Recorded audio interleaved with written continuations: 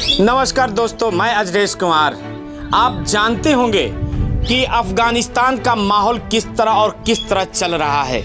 देश और विदेशों में इसका माहौल किस तरह गर्दिश में, आतंकवादियों के गिरफ्त में, चंगुल में फंसा हुआ है। ऐसे में भारत के भी कुछ ऐसे श्रमिक मजदूर जो अफगानिस्तान के काबुल में और जगह जगह कंपनियों में फंस गए थे। ऐसे में भारत सरकार की अहम भूमिका निभाते हुए उन लोगों को उन जगहों से निकाला जा रहा है और भारत अपने वतन बुलाया जा रहा है। ऐसे में एक देवरिया जनपद का एक लाल जो भलोनी गांव का रहने वाला है, वो काबुल में फंस गया था और घर पे उसके माँ बाप का रोते रोते बुरा हाल हो गया था। पहुँचे, बात करते हैं नीतीश जी से। जी, आप बताएं हमारे दर्शकों को क्या और किस तरह आप वहाँ से आए और क्या माहौल रहा।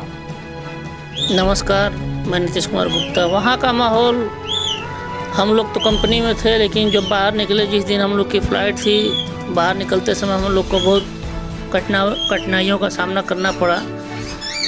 फ़िलहाल हम तो गवर्नमेंट की तरफ से हमको बहुत सुविधाएं मिली है, जिसमें हमारे अमित कुमार जी सहयोगी थे, इंडियन एम्बेसी के, और जो ये भाई थे जो अफ़गानिस्तान के नागरिक थे, उन्होंने यहाँ तक लाने में बहुत मदद किया। जब हम लोग कंपनी से निकले तो हमारी मुलाकात उन लोगों से भी हुई जो वहाँ के इस समय जिसकी सत्ता चल रही है। तकरीबन हमको 3.5 घंटा लग गया अपने कंपनी से एयरपोर्ट आने में। आते आते वहाँ पे इतनी बहुत भारी संख्या में भीड़ है, वहाँ पे तकरीबन लाखों की भीड़ है। वहाँ पे आने जाने में भी दिक्कत है, खाने पीने को भी दिक्कत है। एयरपोर्ट के बाहर जो वहाँ के नागरिक हैं उनको तो बहुत ज़्यादा परेशानी है। लेकिन वहाँ जो माहौल, आपको जिस तरह का माहौल क्या दिख रहा था, जैसे आप टीवी में समाचारों में जो दिख रहा है, जहाँ गोलियों से भुना जा रहा है, मारा जा रहा है, उनको तमाम यातनाएं दी जा रही हैं, उसमें क्या आपको दिखा और एयरपोर्ट पे क्या नज़ारा रहा? एयरपोर्ट की बात है तो एयरपोर्ट पे हम लोग यही देखे कि मतलब पब्लिक को डराने के लिए हवाई फायरिंग की जा रही थी। तकरीबन 10-15 लोगों की संख्या थी। उन लोगों में से कोई हवाई फायरिंग करता है, कोई डराता है, धमकाता है।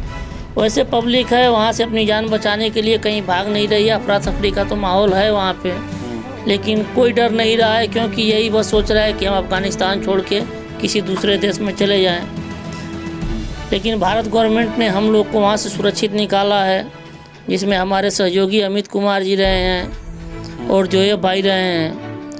बाकी का कंपनी का मालिक भी सहयोग किया है एयरपोर्ट तक छोड़ने में। हम लोगों को एयरपोर्ट तक ला के छोड़े हम लोग को। तालिबानी आगे उनकी गाड़ी थी, पीछे उनकी गाड़ी थी, बीच में हम लोग की गाड़ियाँ थी, ताकि हम सेफ और सुरक्षित एयरपोर्ट तक चले आएँ। नीतीश जी, एक बात और जानना चाहेंगे, जब आप वहाँ से काबुल से अपने कंपनी से बाहर निकले और जब एयरपोर्ट की तरफ बढ़ रहे थे, तो आपको अंदर क्या महसूस अंदर हो रहा था? किस तरह की बातें हो रही थी अंदर? क्या फील हो रहा था कि हम घर पहुँचेंगे, नहीं पहुँचेंगे? क्या माहौल था, ये हमको, हमारे दर्शकों को बताइए। जहाँ तक बात रही कि हमको घर पहुँचने की, तो जब हम कंपनी से निकले तभी भी सोच के निकले थे कि हमको तो अपने वतन जाना ही है। इसके लिए डर वाली बात नहीं थी, क्योंकि हमारे कंपनी के सभी सहयोगी कामगार जो भी थे, हम लोग हिम्मत वाले थे। हम लोग स्टील प्लांट में काम करते हैं, इसके लिए हम लोग के अंदर डर वाली बात नहीं थी। लेकिन जब ये मुलाकात हुई इन लोग से तो थोड़ा बहुत डर हुआ, लेकिन डरे नहीं हम लोग। जैसे वो लोग बात किए हिंदी में, हम भी लोग हिंदी में ही जवाब देते गए। तो इसके लिए हम इस समय भलोनी गांव में पहुंचकर और उस व्यक्ति के पिता से बात करने जा रहे हैं जो कुछ दिन पहले आंख से खून के आंसू रोते नजर आए थे और जो अपने लाल के लिए, अपने पुत्र के लिए भारत सरकार से लेकर सभी लोगों से मीडिया के माध्यम से गुहार भी लगाई थी। लेकिन उनकी गुहार सुनते हुए उनके लड़के को काबुल से बुला लिया गया। भारत सरकार की अहम भूमिका रही और आने के बाद उनको, और लड़का नहीं आया था उसके पहले और आने के बाद, दोनों बातों पे हम प्रकाश डालेंगे। उनके पिताजी से जानने का प्रयास करेंगे क्या महसूस हो रहा है और तब क्या हो रहा था, क्योंकि समाचार में हर तरह की बातें रखी जा रही थी।